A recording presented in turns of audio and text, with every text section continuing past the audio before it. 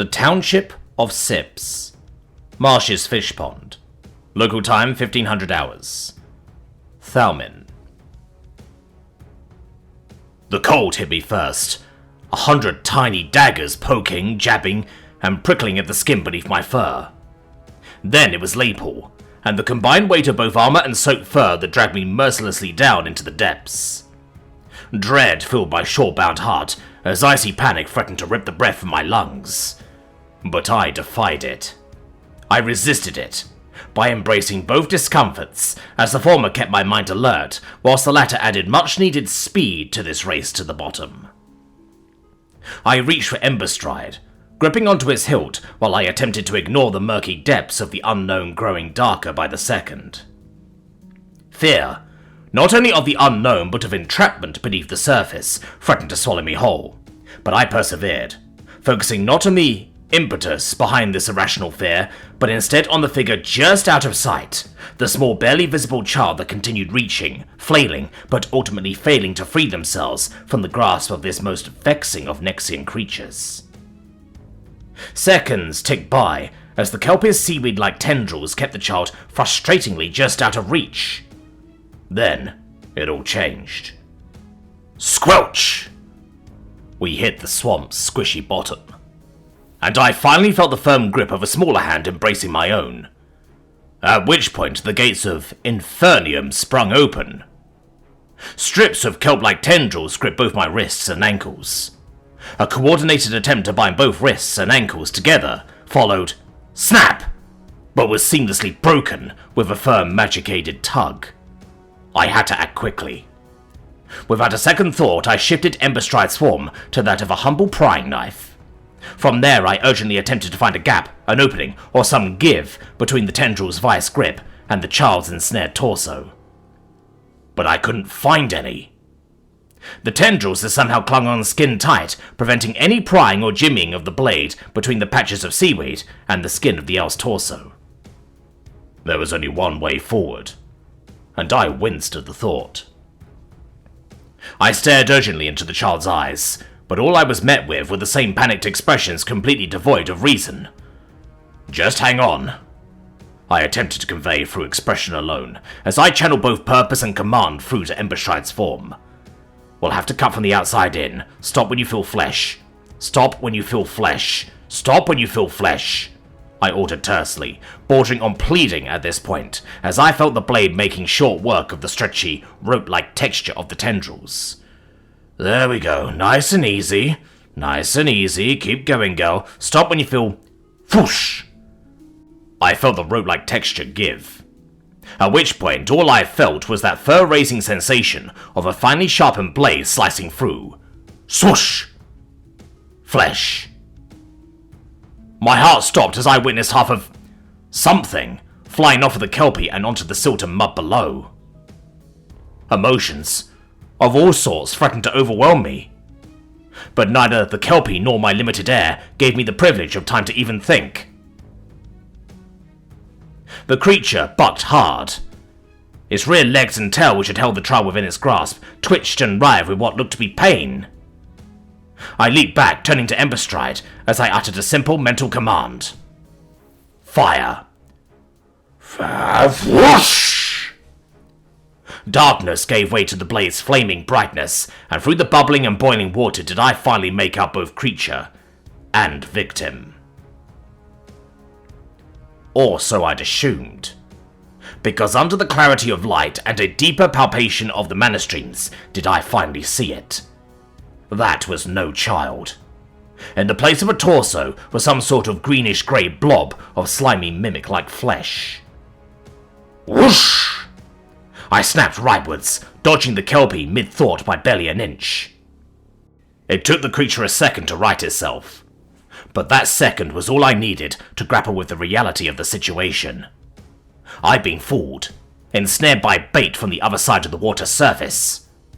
What was just seconds ago an acute sense of both guilt and shame faded away now, replaced firmly by the shame of a fall, and the growing need for both air and a swift victory.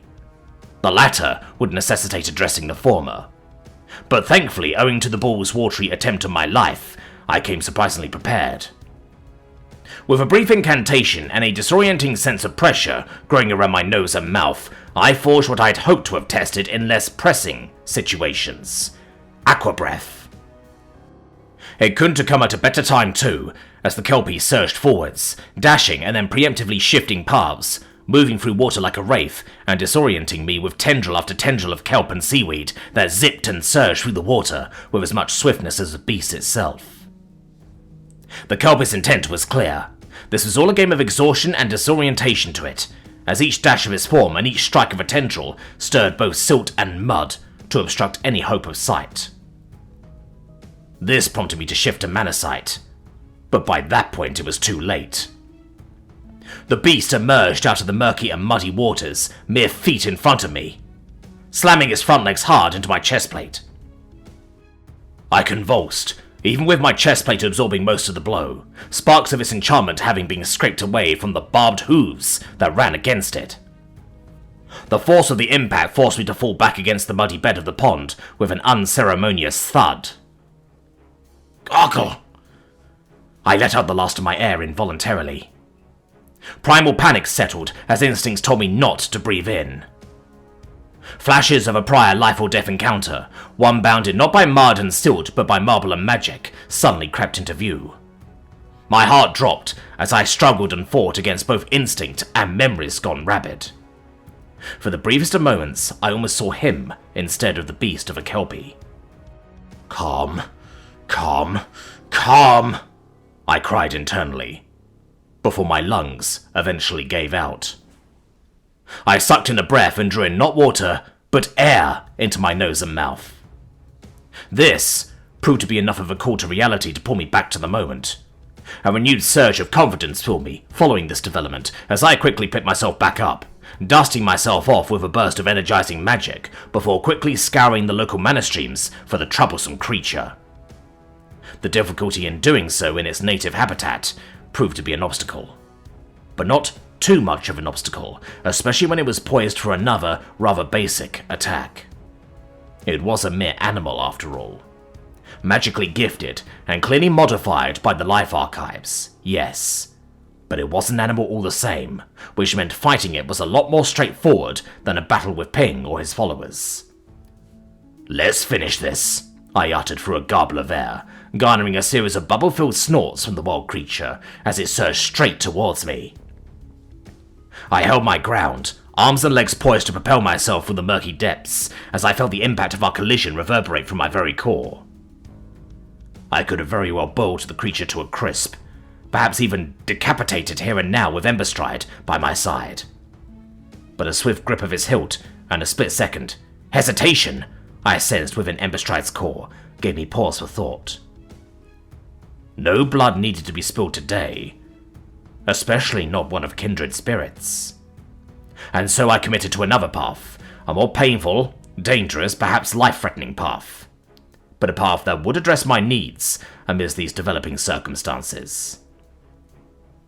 I stared into its eyes as I grappled with the base of its kelp crest, locking it with a gaze of determination set against a wild and irate beast that knew only destruction.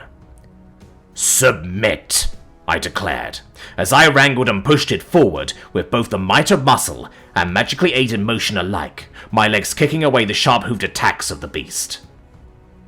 It was more difficult than I cared to admit, as the creature bucked and reared before surging forwards once again with the unimaginable speed of a spearfish. I was the one holding on now, as it pushed me desperately through the open waters, snapping its head this way and that, trying desperately to swing me off. But I held on, tightening my grip around its neck and doing everything in my power not to be flung into the endless, murky abyss. With darkness above and below me, and the sound of rushing water whooshing past my ears, I struggled to do much beyond just holding on. That was, until I eventually noticed a pattern. It was swimming in a loop, ducking and weaving through holes in the netting that divided up the swamp into discrete cordoned-off sections. That revelation prompted me to hold on for just another loop, as I watched and observed both netting and path alike. There it is, I grinned, noting a particularly straight path through 4 sections of lightly enchanted netting. All I needed was another pass, another straight follow-through of the same lap, and a perfectly timed strike at the 4 anchors holding these nets in place. I counted down. 5. I tested the manifolds for resistance. 4. I tugged at his presence, trying desperately to maintain the effort and willpower necessary to keep my aquabreath stable, while also preparing to target 4 practically invisible anchors that felt impossibly far away. 3.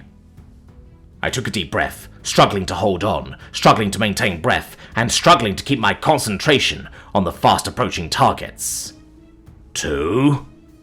I paused, settling on telekinetics as this final tool for action, and moving my attention back to Ember Stride. 1. Now! Clink, clink, clink, clink! All 4 anchors were hit, and with it, the 100-foot-tall net came tumbling down on the both of us. The Kelpie attempted to dodge, but with the net spanning a massive breadth of the swamp, it simply could not outrun the falling wall of enchanted rope. I heard it struggling, as layer upon layer of rope began ensnaring and entangling its front and hind legs. I leaped out of the growing entanglement before I got caught in it too, as I watched in careful anticipation while the creature began its sharp descent, both literally and figuratively, into its inevitable ensnarement. Every struggle for freedom resulted in the opposite, as every kick and every buck caused the already confusing lattice of ropes to bundle and bunch into tangles and knots, which would have thrown even my puzzle-loving sister for a loop. There was no escape, especially as the mild enchantment sapped the creature for its energy. It wasn't anywhere near enough to halt a Kelpie, of course, but its exhaustion from this encounter, coupled with the grievous injuries inflicted on it early on, meant that it was already fighting at half strength. A quick look to the lazy schools of fish around me clued me in to what these enchantments were: wards of fatigue. Simple and long-lasting enchantments which did well to keep fish away from the edges of their small worlds. I counted myself fortunate for the setting of this encounter, even if it filled the back of my mind with a lingering dread I could not shake off. Regardless, I found myself refocusing on my catch as I swam down, Ember Stride lighting the way towards a rabid and struggling Kelpie, whose vigor for escape seemed to lessen by the minute. Squelch! It was here that I steeled my resolve for what was to come. My hands gripped Ember Stride's hilt tight as I channeled a simple but completely untested order to my former steed. Bridle and collar. I felt no resistance from the soul-stitched entity. Instead, I felt something of an eager resolve compared to the earlier hesitation when I considered simply dispatching the Kelpie with blade and fire. I hope this doesn't dishonor your service, Ember Stride, I chanted softly, neither a command nor order, but a simple sentiment of respect and reverence. Kneeling down slowly to the feral yet exhausted creature, I began slowly by reaching for its mane. It reeled back, once again bucking, forcing me to anchor the improvised net that entangled it into the bed of the pond itself. Easy.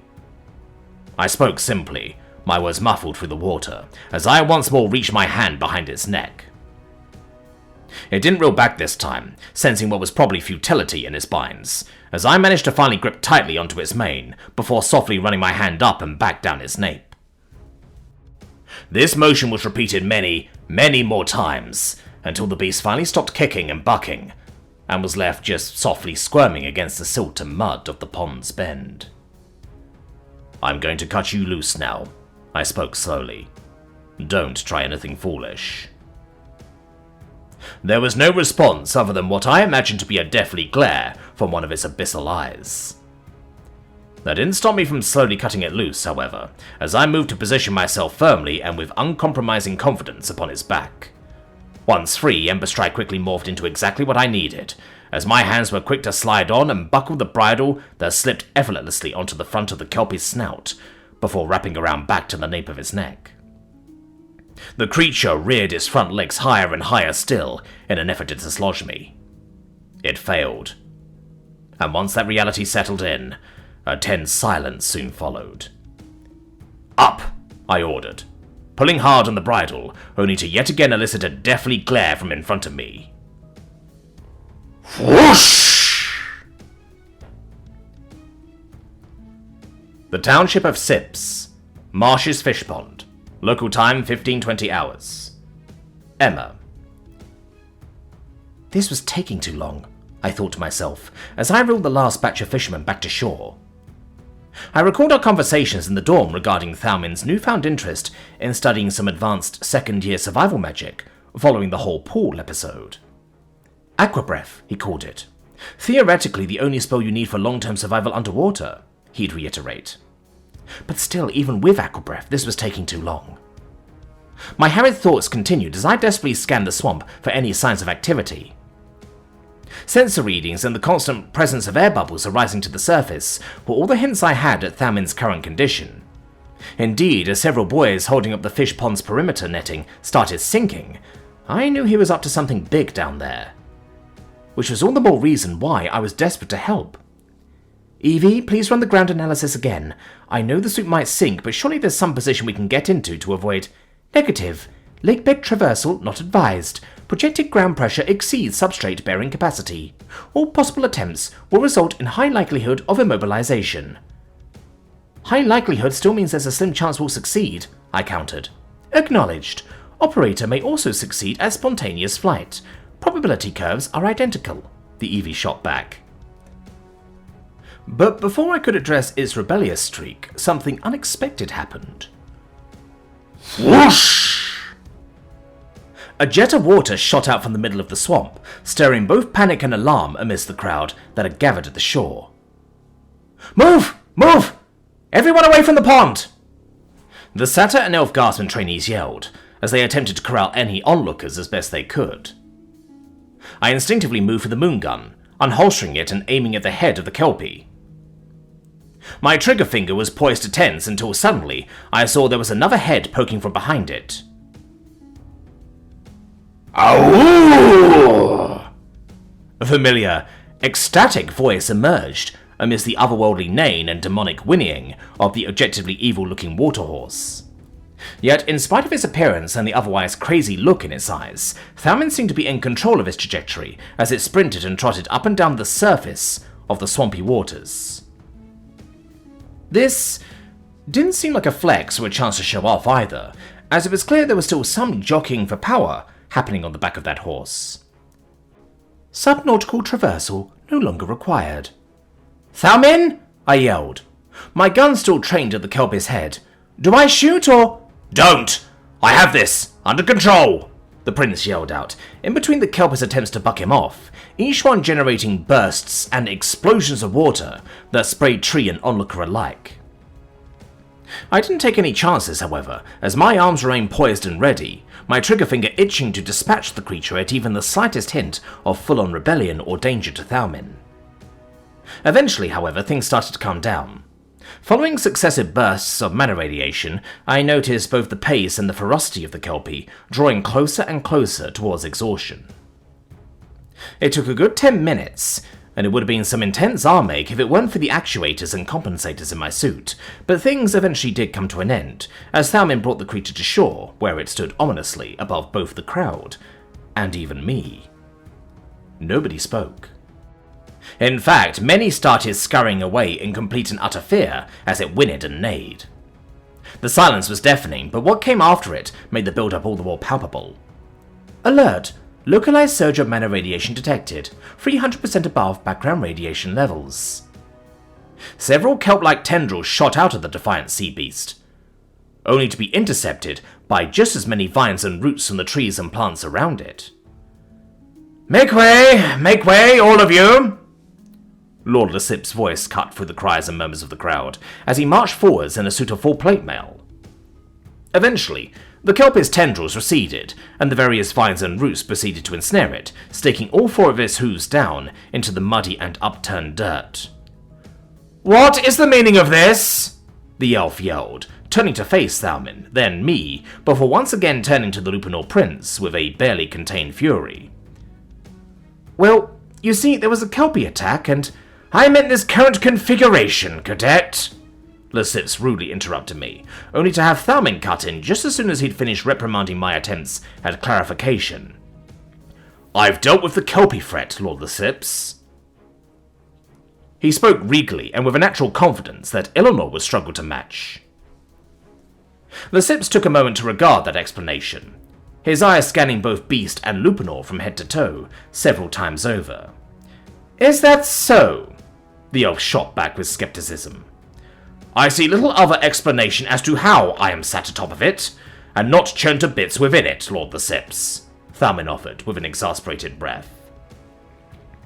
The pair entered a stare-off, doubt-written eyes coming to meet the Lupinor's exhausted yet defiant gaze. "I suppose for such a valiant and heroic conquest that you wouldn't mind providing your signature once the paperwork is dealt with?" The Sips finally spoke with an exasperated breath, pinching the bridge of his nose in the process. That simple answer, a rather diverting one, marked a return to normalcy, as I felt a collective sigh of relief wash over the entire crowd. "I suppose not," Thalmin acknowledged. "Right then, hop off that beast and follow me to Town Hall. There's a lot of paperwork to be filled out, and I doubt you lot have time with your quest and all that," Lysips reasoned, gesturing for both of us to follow as town guards filled the area, pushing onlookers and townsfolk out. "Clear the area! Clear the area! There's nothing to see here, folks! Go back to work, go back to your duties, tend to the distressed, and keep calm and carry on," the Satyr and Elf Guard trainee duo shouted, doing their best to reset things back to the way they were before. Meanwhile, I finally caught up to Thalmin, walking beside him, as I elbowed his wet and drenched arm. "That was some good wrangling back there, Thalmin. I didn't take you for a cowboy, but here we are." "The sentiment goes both ways, Emma, as I, for one, had not expected your web-weaving powers to have been so helpful in the evacuation of those in distress," Thalmin replied with a tired smile. "Yeah, well, the grapple is quite useful for more than just scaling walls, I guess," I shrugged, while rubbing the back of my neck, garnering that same look of contemplative analysis from the Lupinor. "I see. You could say it's quite second nature, I assume." "Yeah, something like that. You gotta make do with what you have and such," I shrugged. Thalmin's eyes seemed to yet again process that response with a certain cheekiness, but to what ends his web-weaving jokes went, I could not say. We just about rounded the corner before something else quickly dawned on me, as both my eyes widened with a twinge of grim concern. "Wait, Thalmin? What happened to the child?" I asked. "I'll tell you about it later, Emma." "What? Did it kill the child?" "No, it didn't kill the child," the Lupinor sighed, eliciting the curious and concerned gazes of the busy streets around us. "Wait, what did he say? Did he kill a child?" "I think he said he killed a child." "No!" Thalmin exclaimed, forcing even Lysips to stop in his tracks now. "I did not kill a child!"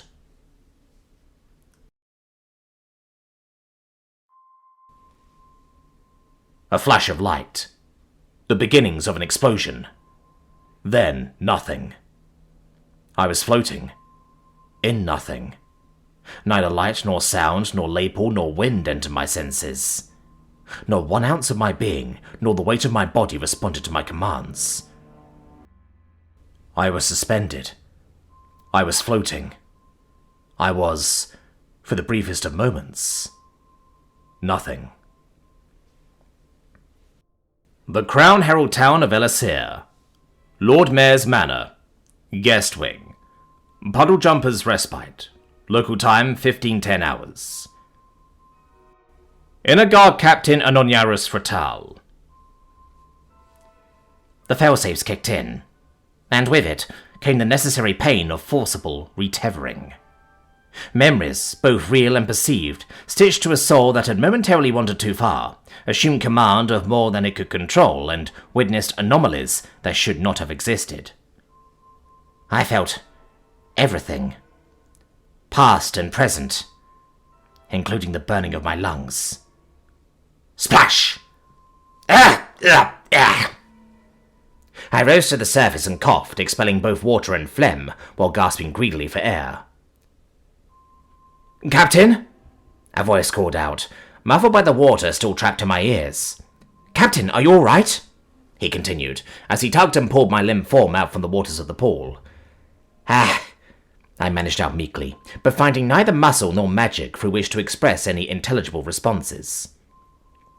"Conserve your energy, Captain. This shouldn't take long," my squire assured me, his voice and the clinking and clanking of his scramble for emergency healing supplies echoing throughout the tiled walls of this pool room.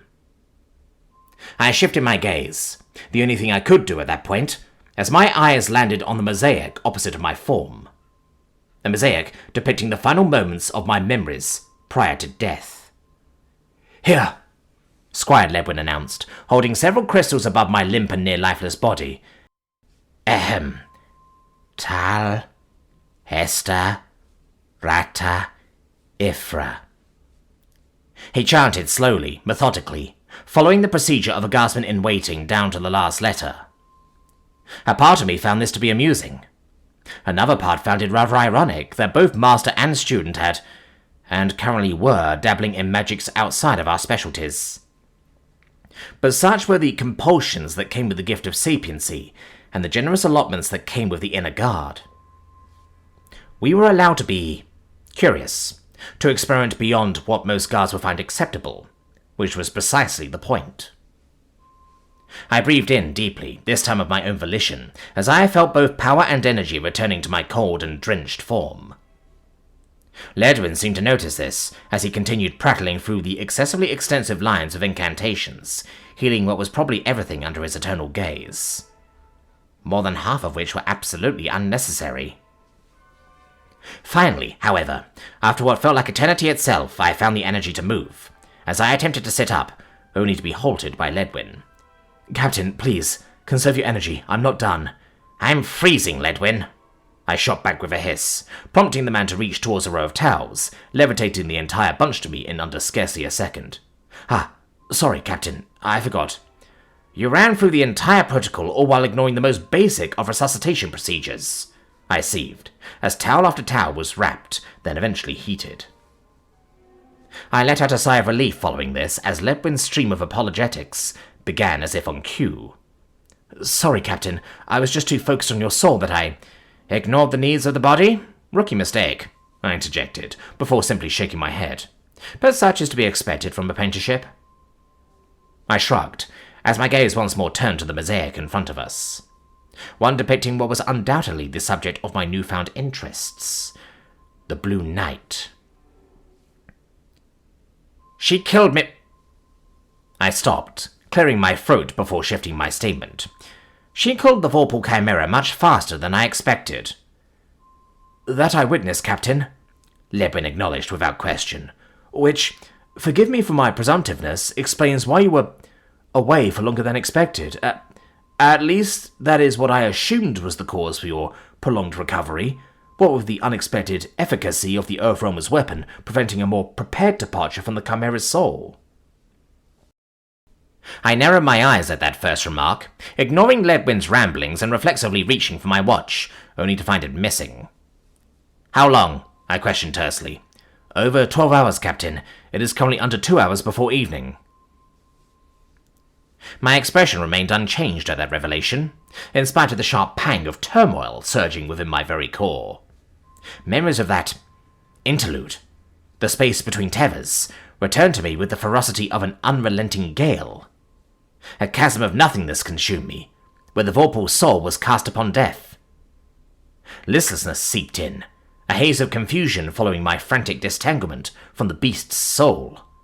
And finally, the near involution of my own soul crept into view, eroded under an unseen toll. A pang of genuine fear surged through me at how close I was to inexplicably untethering myself in what I knew to have been a risky gambit. I just didn't expect it to have been this risky. But what was I expecting from attempting a feat reserved exclusively for Beastmasters? A small smile crept across my face despite it all. A smile which persisted, despite, or perhaps because of, these temptations of fate. The over 12 hours of recovery was well worth the hassle, I thought to myself excitedly. Not only for the lore gathered on the New Realmer's impossible tools, but also for the experience of being alive again. You will have to forgive me, New Realmer, for the best demonstration is often just a trial by fire. "Captain, are you quite all right?" Ledwin finally spoke up. His voice, his features, all of betraying the wary concern that had so rapidly formed during my silent self-reflection. "I am, Ledwin. In fact, I've never felt more all right in quite some time," I responded curtly, stoking the flames of confusion behind the squire's eyes. "This has been a much welcome distraction, a rather exciting and—" I paused, once more eyeing that unassuming weapon on the mosaics in front of us. Informative interlude amidst what at first seemed like a rather dull assignment. "Speaking of which, I assume much of our interviews for the day have been cancelled?" I turned to the small pile of books next to the bag of holding. "I've taken the liberty of cancelling all of our appointments on this day, save your evening affairs, Captain." "And what of Apprentice Lariel?" "Still preoccupied, Captain." "I see," I acknowledged with another nod, as I weakly reached forwards towards the line of memory shards on the wall, each hanging from the sconces on the wall. I lazily levitated precisely one, my own, from the middle sconce, after which I deposited the rest within Ledwin's waiting hands. "Drain the pool and shatter all the shards," I announced firmly. "Yes, Captain." "And Ledwin?" "Yes, Captain?" "Reward whoever reported on the Blue Knight's whereabouts with double the pay. They've done an excellent job in relaying precisely what was needed." "Your private purse or the per diem account?" "That question needn't be asked, does it, Ledwin?" I shot back with a twinge of frustration. "My private purse, if it needed to be said, lest you want auditors to catch wind of our private interests." "Yes, Captain." "Now, let us leave this side quest be, at least for now. There will be plenty of time to observe the new roamer once she returns." "Yes, Captain." Ledwin bowed before sprinting off, raising both hands above the pool as the water within was boiled and rendered to steam. Relief washed over me in the warmth of the steam's embrace, a quiet reassurance that all of the water's secrets are now well and truly boiled away. I stood up, my feet finding purchase on the rough bare granite of the room as I maintained a careful gaze at the mosaics. My eyes locked on that unassuming anomaly of a weapon, and at the end of the barrel through which an untold amount of destructive potential was unleashed.